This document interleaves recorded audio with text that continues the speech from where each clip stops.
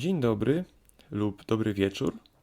Materiał ten będzie stanowić omówienie charakterystycznych cech wyglądu głów, twarzy i włosów postaci w stylach artystycznych popularnie kojarzonych z mangą oraz anime oraz zestawienie ich z wyglądem ludzi oraz innymi analogiami.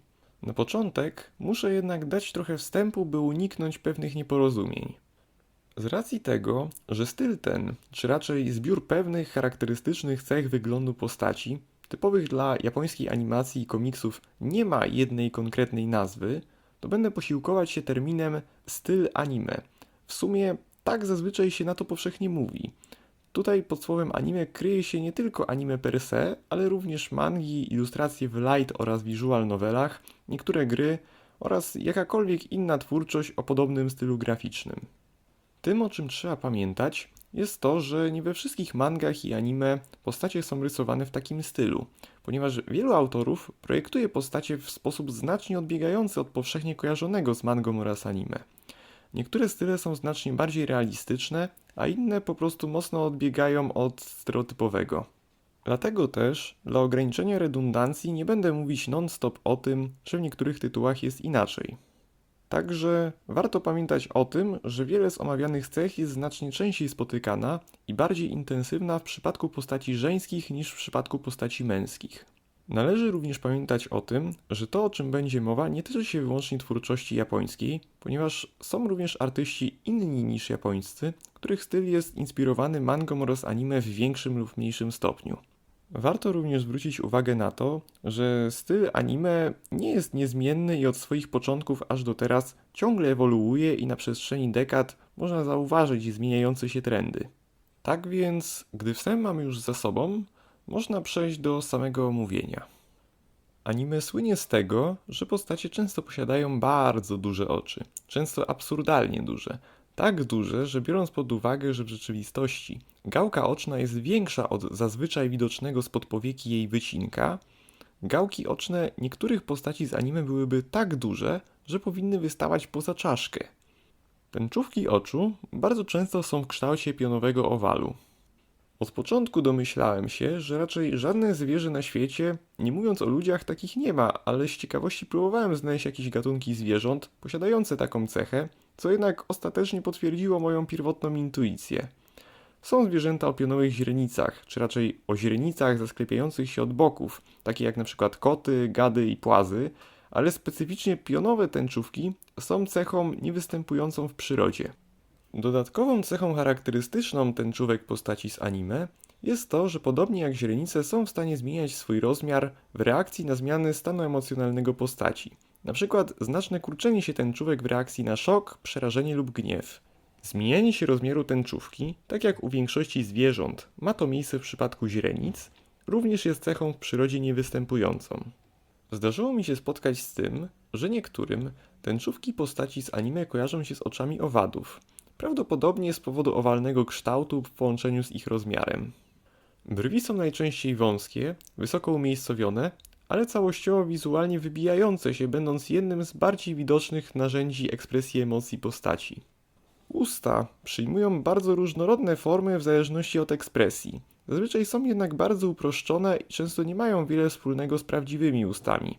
Często ograniczają się do paru kresek lub naprawdę mocno uabstrakcyjnionej, uproszczonej formy. Często spotykanym zabiegiem stylistycznym jest to, że z pół profilu są lekko przesunięte na bok od strony obserwatora, a z profilu zdają się czasami wręcz leżeć na policzku, pomimo iż same usta zdają się być przodem do obserwatora. Na panelach, kadrach lub ilustracjach z dużym zbliżeniem na twarz i w szczególności w przypadku zbliżeń na same usta, często bywają one bardziej szczegółowe. Nosy od frontu są często bardzo uproszczone i mają postać drobnej kropki, zagiętej kreski lub lekkiego cienia, lub nawet czasami w ogóle nie są widoczne. Z profilu jednak nosy najczęściej są ostre i wyraźnie zadarte do góry. Patrząc z profilu, dolna część twarzy jest lekko wysunięta do przodu i lekko zlana z nosem, tworząc coś na kształt pyszczka, często kojarzącego się z kocim pyszczkiem, o czym będzie mowa za chwilę. Często występującą cechą jest ostro zakończony podbródek, często tak bardzo, że można by się o niego skaleczyć. Ludzie mają znacznie łagodniej zakrzywione podbródki. Jedni krąglejsze, inni ostrzejsze, ale praktycznie nigdy nie dochodzi do takiej sytuacji, by czyjś podbródek zaostrzony był tak mocno, jak to często wygląda w anime, by z podbródka tworzył się dosłownie czubek. Od czasu do czasu zdarzają się bardziej zaokrąglone podbródki lub też zaostrzone, ale pod płytszym kątem, co daje rezultat w postaci czegoś, co można by przyrównać do prostokątnego lub trapezoidalnego kształtu twarzy. Pomimo iż anime powszechnie kojarzy się z dużymi głowami, to nie jest to cechą wyłączną dla stylu anime, gdyż bywa to spotykane w produkcjach i ogółem stylach artystycznych na całym świecie. Możemy tutaj zobaczyć trochę przykładów. Do tego w wielu mangach oraz anime postacie nie mają aż tak bardzo powiększonych głów, choć nadal jest to zabieg dość powszechny. Jeżeli spojrzymy na animacje zachodnich wytwórni, to zobaczymy, że głowy postaci w wielu ich produkcjach również są znacznie większe niż ma to miejsce u ludzi. Jest tak dlatego, ponieważ duże głowy i oczy ułatwiają ekspresję emocji postaci. Dzięki temu, że są większe, często w zależności od ujęcia, łatwiej jest odczytać jej emocje i spojrzenie. Oprócz tego, duże głowy mogą być również po prostu zabiegiem estetycznym. Czasami mogą też posłużyć, by styl stwarzał luźniejszą atmosferę, czy był bardziej oderwany od rzeczywistości. Czasami nawet nie muszą mieć specjalnej przyczyny, być po prostu elementem stylu. Tym, co jest powszechne specyficznie dla mang oraz anime, są tak zwane chibi. Są to skrajnie zdeformowane, humanoidalne formy z ekstremalnie dużymi głowami. Często stanowią one uproszczone, miniaturowe reprezentacje postaci. Wracając do postaci z anime ogółem, szyje są często bardzo cienkie w porównaniu do rozmiaru głowy, jak i ciała oraz często są stosunkowo długie. Włosy i oczy postaci z anime powszechnie występują w dowolnych barwach. Bardziej rzuca się to w oczy w przypadku anime niż w przypadku mangi, ponieważ większość paneli w mangach jest czarno-biała, choć kolory włosów i oczu postaci można często zobaczyć choćby na okładkach. Same włosy są często narysowane w taki sposób, że mają bardziej formę sztywnych zbitych pasm i kosmyków niż stricte włosia. Postacie żeńskie często mają bardzo długie włosy. Fryzury powszechnie bywają dość nietypowe, a nawet czasami zdają się łamać prawa fizyki. Ekstremalnym tego przykładem mogą być fryzury wielu postaci z anime Shiki. Często występującym elementem fryzury jest tak zwane ahoge, co można przetłumaczyć jako głupi lub błądzący kosmyk włosów. Jest to sztywny, sprężysty, odstający kosmyk, najczęściej na czubku głowy, choć nie zawsze. Często zachowuje się trochę jak ogon. Porusza się i zmienia swój kształt w zależności od stanu emocjonalnego postaci. Na przykład nagle napinając się i prostując w chwili zaskoczenia lub układając się w znak zapytania, gdy postać jest zdziwiona. Innym, czasami pojawiającym się dziwnym elementem fryzury bywają tak zwane hairbands. W niektórych projektach fryzur duże pasma włosów schodzą na boki, tworząc pod sobą szczeliny, które niektórzy dla żartów kojarzą z wlotami powietrza w samolotach. Zrobiłem 2 przeróbki zdjęć kobiet. Jedną en face, drugą z profilu, przenosząc i skalując różne elementy twarzy i modyfikując rysy tak, by zgadzały się z twarzą postaci z anime. W tym przypadku jako model wybrałem Nagisę Sklannath ze względu na to, że jest ona dość wyrazistym przypadkiem większości cech, o których była mowa wcześniej. Zrobiłem to, by zilustrować, jak mocno postacie z anime z typowymi dla tej estetyki cechami różnią się od ludzi i jak bardzo trzeba by zdeformować ludzką twarz, by uzyskać efekt, który byłby choć trochę podobny. Jak widzimy, efekt wygląda dość dziwnie, wręcz karykaturalnie, nawet troszeczkę przerażająco. Mi osobiście wersja en face bardzo mocno kojarzy się ze stereotypowymi kosmitami, popularnymi w popkulturze i teoriach o UFO. Patrząc od frontu, cechy takie jak duże, nisko usadowione oczy, małe usta, szczątkowy nos, duża głowa w porównaniu z resztą ciała, cienka szyja czy ostro zakończony podbródek są to cechy, które jakby o tym pomyśleć, odpowiadają stereotypowemu obrazowi kosmity. Pomimo iż nie ma dowodów na to, by szarzy kosmici mieli istnieć naprawdę, to posiadają dość ugruntowany wzorzec wyglądu i są dość mocno rozpoznawalni w kulturze masowej. Innym popularnym w internecie skojarzeniem są koty. Tak jak była o tym mowa wcześniej, z profilu kształt twarzy postaci z anime mało przypomina człowieka, ze względu na to jak nos łączy się z ustami podbródkiem, tworząc coś na kształt pyszczka, trochę jak u kota. Rozmieszczenie oczu, nosa i ust u postaci z anime przypomina te u kotów do tego stopnia, że można wziąć zdjęcie kota, narysować oczy, nos i usta w tych samych miejscach co u niego i po dorysowaniu konturów głowy i szczęki otrzymać twarz bardzo podobną do tych z mangi i anime. Jeżeli chodzi o kontur twarzy, to podobieństwa między postaciami z anime a kotami zbyt dużego nie ma, a i tak ciekawym jest to, że można narysować twarz postaci z anime poprzez rozłożenie elementów twarzy w taki sam sposób jak u kota.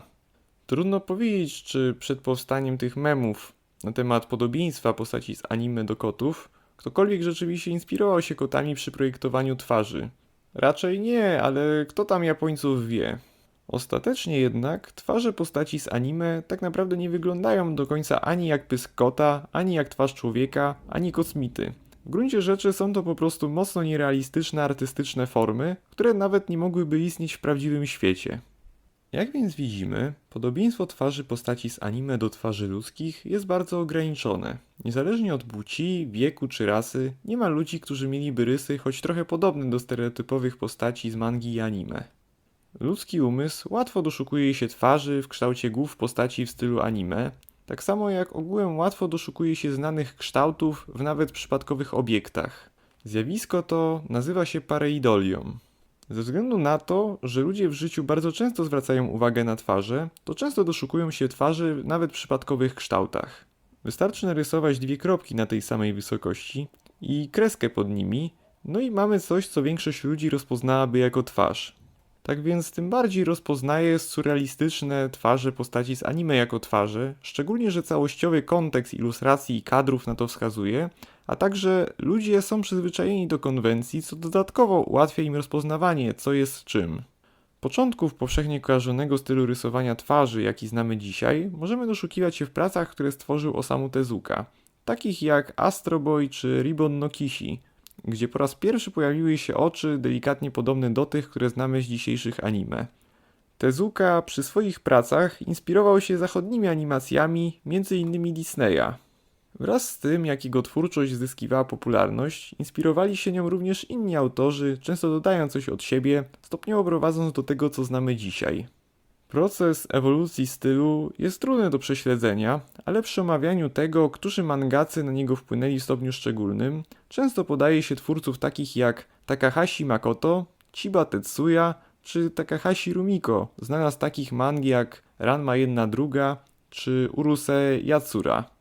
Jeżeli chodzi o historię, to na tym poprzestanę.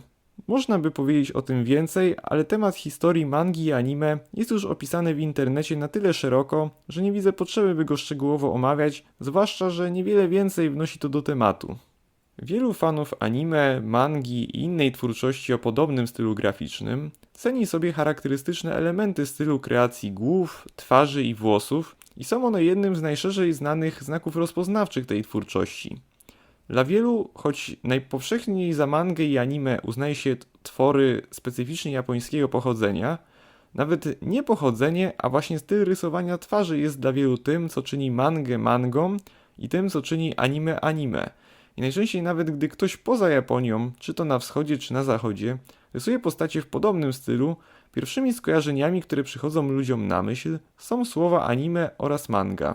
Oprócz bycia swego rodzaju symbolem, charakterystyczne twarze postaci z anime wielu ludzi znajduje jako estetyczne, atrakcyjne, urocze, przystojne lub ładne, w zależności od płci itd. Biorąc pod uwagę to, że tak jak była o tym mowa wcześniej, twarze te nie przypominają twarzy ludzi żadnej kategorii, jest to dość ciekawe. Jednym z potencjalnych powodów mogą być oczy. Duże oczy bardzo przyciągają uwagę i przez wiele osób są uważane za cechę atrakcyjną. Głównie kobiecą, choć nie tylko, bo zdarzają się także osoby, które lubią mężczyzn o dużych oczach.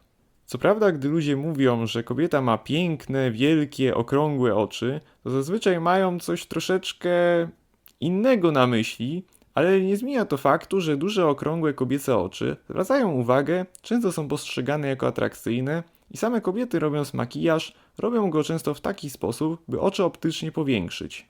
W przypadku postaci żeńskich z anime warto zauważyć, że rozmiar oczu w odniesieniu do ludzi często po prostu wywala poza skalę. Oczy są też również najbardziej dopracowanym i wyraźnym elementem twarzy. Tak jak w przypadku oczu, podobnie jest w przypadku cech takich jak często występujące ostre podbródki i zadarte nosy, które wpisują się dość mocno w azjatyckie kanony atrakcyjności, choć nie tylko, bo na świecie dużo ludzi preferuje takie cechy. Choć jak wiadomo, gusta są różne. Warto również zauważyć, że tak jak było pokazane wcześniej, twarze postaci z anime często różnią się od ludzkich w stopniu wręcz ekstremalnym. Mając to na uwadze, jest możliwym, by komuś podobały się one po prostu same z siebie, bez szczególnych konotacji z rzeczywistością. W kontraście do tego wszystkiego, dla niektórych tego typu projekty twarzy są brzydkie, dziwne i w pewien sposób wręcz odpychające, do tego stopnia, że nie mogą się wciągnąć w mangę i anime, właśnie dlatego, że twarze postaci są dla nich nie do przeżycia. Po prostu są dla nich zbyt dziwne i ograniczają się albo do mangi anime o bardziej realistycznej kresce, albo nie wchodzą w nie wcale. Osobiście mam pewną hipotezę odnośnie tego, skąd się biorą skrajne reakcje na anime twarze. Biorąc pod uwagę, że nie posiadają one rzeczywistego odpowiednika, widząc je, mózg nie wie na co patrzy i pomimo iż mają one ogólnie kształt czegoś, co zdolność rozpoznawania kształtów mózgu kojarzy z twarzami, to ze względu na to, że całościowo jest to skrajnie zdeformowana forma, bez odpowiednika, to sposób, w jaki reaguje mózg, jest mocno indywidualny i każdy może je odbierać trochę inaczej. Jedni mogą uważać te twarze za ładne, szczególnie jeśli mają oni ogólnie pozytywne skojarzenia z często występującymi cechami u tych postaci, takie jak duże oczy, V-kształtne, ostre podbródki czy zadarte nosy, a dla innych mogą być dziwne, niepokojące czy po prostu nieestetyczne lub tandetne i generyczne. To by było na tyle. Dziękuję za obejrzenie tego materiału. Jeśli chcesz, zostaw komentarz, lajka lub suba. Cześć!